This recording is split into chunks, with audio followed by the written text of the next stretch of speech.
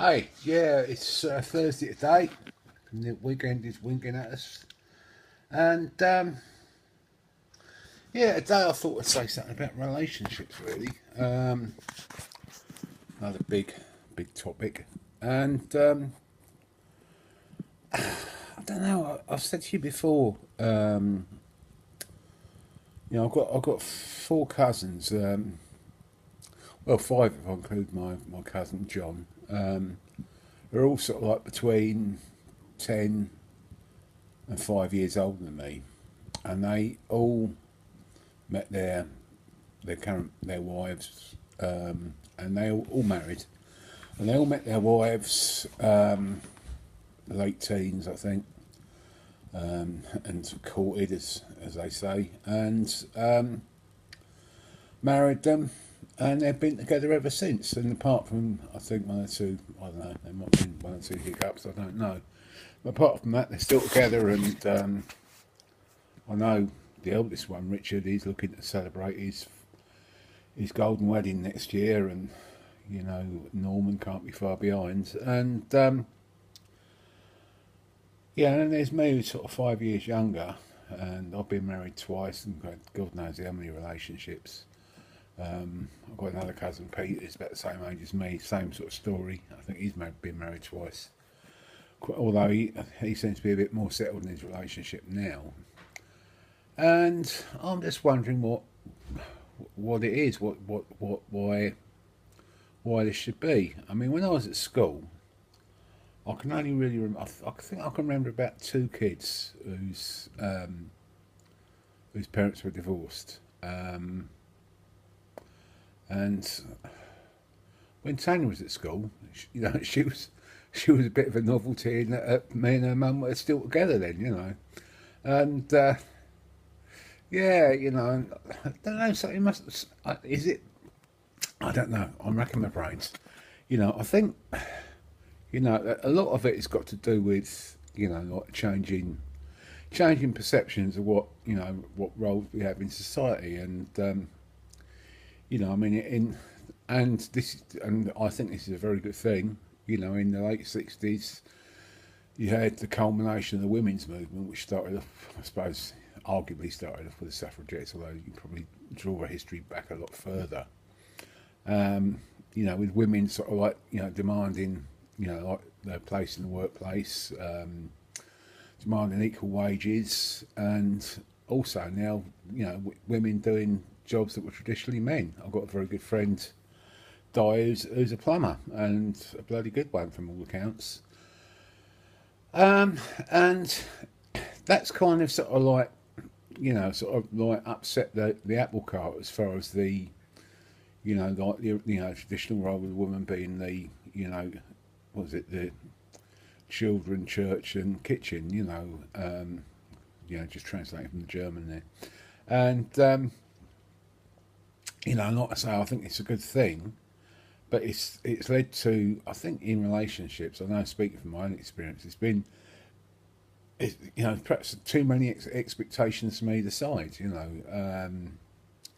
I know a lot of couples where, I can think of one where like the woman, in fact, works very, very hard indeed, because she's in the police, and but she still seems, well, the last I heard, she was still had the same role of, sort of doing most of the cooking, most of the housework, and most of the childcare, and that's got to put a strain on a relationship, I'd have thought. Um, and the thing is, like, I think nearly just about everyone I know of my age, they're probably on about their second or maybe third marriage, or their second or third living partner, or if they're like me, a lot more. And yeah, it's and the other thing is, now, where do we go to find a new partner? I mean, in the old days, it was easy. Like, you either went to church, you met someone at school, or university. Well, my daughter, actually, she's met someone at university. Hopefully that'll work out. And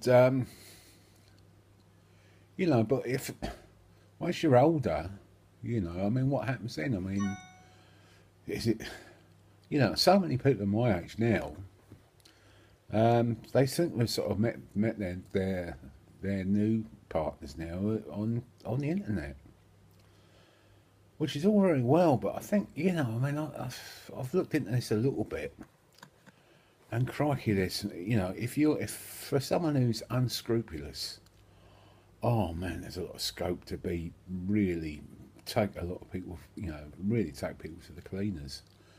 And it's and people who are very very vulnerable, and putting themselves out there, just absolutely get sort of taken for a ride financially, certainly emotionally. Um, yeah, I'm sure it's a lot worse for gay people. But I mean, although there are a lot of gay clubs and gay singles bars and stuff like that, which is fine if you live in somewhere like London or Brighton or something like that. But if you're, I don't know, someone living in somewhere like, I don't know, sort of Derby or Crewe or, you know, somewhere up in the, in the wilds of Northumberland, what on earth are you supposed to do? And yeah, oops, just a quick juggle, and I don't know. I mean, I think, speaking from my own point of view, and this is true of quite a lot of friends of mine, especially female friends, that we're kind of given up in a way.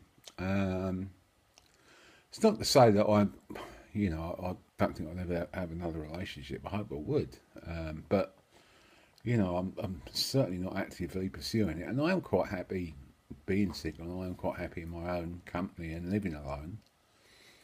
But yeah, there again, there are some sort of certain biological imperatives that aren't getting met, without sort of going into too much detail.